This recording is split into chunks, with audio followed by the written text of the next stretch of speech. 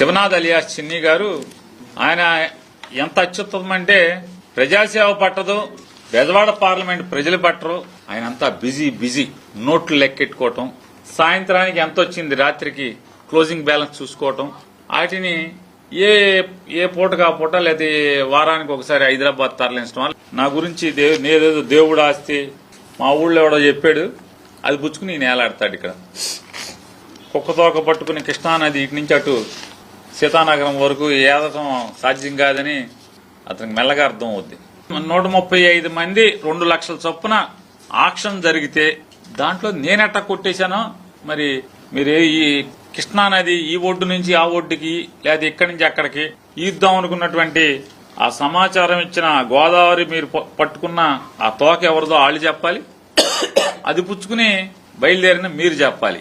ఈ 135లో సరే వీళ్ళందరినీ నువ్వు వదిలిచ్చావంటే ఈ 135 మందిలో దాదాపుగా 50% మంది టీడీపీ వాళ్ళు. ఇందులో 30వ పేరు 2 లక్షల రూపాయలు కట్టినటువంటి 30వ పేరు కొల్ రవీంద్ర గారికి గుండికాయ, ఇంకేదో కాయో రోజు ఆయనతోనే ఉంటాడు పల్లపాటి సుబ్రహ్మణ్యం గారు. ఈ గుండికాయ కూడా నేను కొనేశానా, నాకు అమ్ముడయ్యాడా?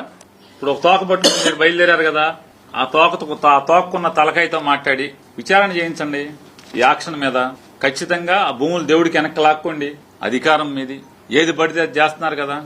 మాకు అధికారం లేదు, మీరు దేవుడి ఆస్తి కొట్టేశానని చెప్పి మీరు మాట్లాడుతున్నారు కదా, చేయండి. ఈ బియ్యం కొట్టేసిన మాట ఇప్పుడు చాలాసార్లు చెప్పాను. నా మీద కేసే పార్టీతో మీ తెలుగుదేశం పార్టీలని మీ పబ్లిక్ ప్రాసిక్యూటర్లని అందరిని అడగండి. లేదు దాంట్లో మీకు చేతనైతే, మళ్ళొకసారి చెప్తున్నా, మీకు చేతనైతే నాకు దాంట్లో యావజ్జీవ శిక్ష వేస్తారా, లేకపోతే 10 ఏళ్ళు వేయిస్తారా, 25 ఏళ్ళు వేయిస్తారా, వేయించండి. నా దగ్గర పనిచేసే అతనే తప్పు చేశాడని సాక్షాత్తు నేనే చెప్పాను. దానికి సరిపడా ప్రభుత్వానికి నష్టం లేకుండా నేను కడతానని కాగితం ఇచ్చాను, అధికారులు కట్టమన్నారు, నేను కట్టాను. అలియాస్ చిన్ని గారు 7 అసెంబ్లీ నియోజకవర్గాల్లో బియ్యం రవాణా మాఫియా నడిపేది మీరు కాదా?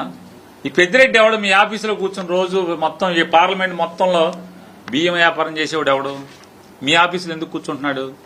మీకు మేనేజర్ కాబట్టి. ఈ రేషన్ బియ్యాన్ని అమ్మేటువంటి మీ మాఫియా వ్యాపారంలో అదొక వ్యాపారం. దానిలో పెద్దిరెడ్డి నెల మీకు తీసుకొచ్చి ఈ బియ్యం మాఫియా నడిపేటువంటి మీ మేనేజర్ పెద్దిరెడ్డి 1.5 కోటి మీకు ఇస్తున్నాడా, ఇవ్వట్లేదా? జాగ్రత్తగా పొట్లం కట్టి హైదరాబాద్ పంపించుకుంటున్నారా, పంపించుకోవట్లేదా? బియ్యం నువ్వు అమ్ముకుంటా అదొక ఆర్గనైజ్డ్ క్రైమ్ కింద మీరు చేస్తా, వైసీపీ వాళ్ళని క్రిమినల్స్ అంటారు. ఎవరు క్రిమినల్, ఎవరు బియ్యం తినేది? అంటే మీరు కళ్ళు మూసుకుని, అంటే పిల్లి కళ్ళు మూసుకుని పాలు తాగితే ఎవడు చూడండి, మీరు కళ్ళు మూసుకుంటే ఎవడు చూడలేదనా? లోకమంతా చూస్తుంది, కోడైకి వస్తుంది. మేం కాదు, మీ తెలుగుదేశం వాళ్లే మొత్తం టామ్ చేస్తున్నారు. మా ఎంపీ చిల్లరక తప్పితే దేనికి రాడు, నోట్లు లెక్కెట్టుకుంటాక తప్పితే ఇంకొక దానికి పనికిరాడు. బూడిద వదలట్లా, కట్లేరు వదలట్లా, కేసర కింద ఉంటది ఏంటి దాన్ని ఏంటండి కాదండి, మునేరు వదలట్లా, కృష్ణమ్మను వదలట్లా, అన్ని చెరపడతామే కదా. మొత్తం లాస్ట్ లో వస్తాడు. నందిగామలో 7 రీచ్లు ఉన్నాయి, ఫ్రీ ఇసుక ఫ్రీ అనే బాబు అంటాడు. 5 రీచ్లు మూసేసి కాసరబాద 2 ఎందుకు నడుస్తున్నాయి?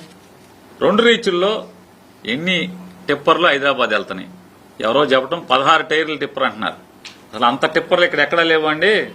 ఇవన్నీ పోర్టులకి తోలుతాయి, పెద్ద అంత టిప్పర్లు వెళ్తున్నాయి. లారీకి 1,25,000 ట్రిప్పుకి రోజు ఒక ట్రిప్ పడుతుందంట. నందిగామ ఒక్క నియోజకవర్గం నుంచి 50 టిప్పర్లు రోజు హైదరాబాదు ఖమ్మం వెళ్తున్నాయా, అట్లేదా? బుడమేరు వచ్చేస్తుంది, మనం అర్జెంటుగా ఈ లారీలు పెట్టి ఇసుక పోసేసి మట్టి పోసేసి వీళ్ళందరినీ కాపాడాలనేంత ఆదుర్ద. దాన్ని మునిగిపోయేప్పుడు మాత్రం ఆదుర్ద లేదు, దీనికి మాత్రం ఆదుర్ద. అర్రి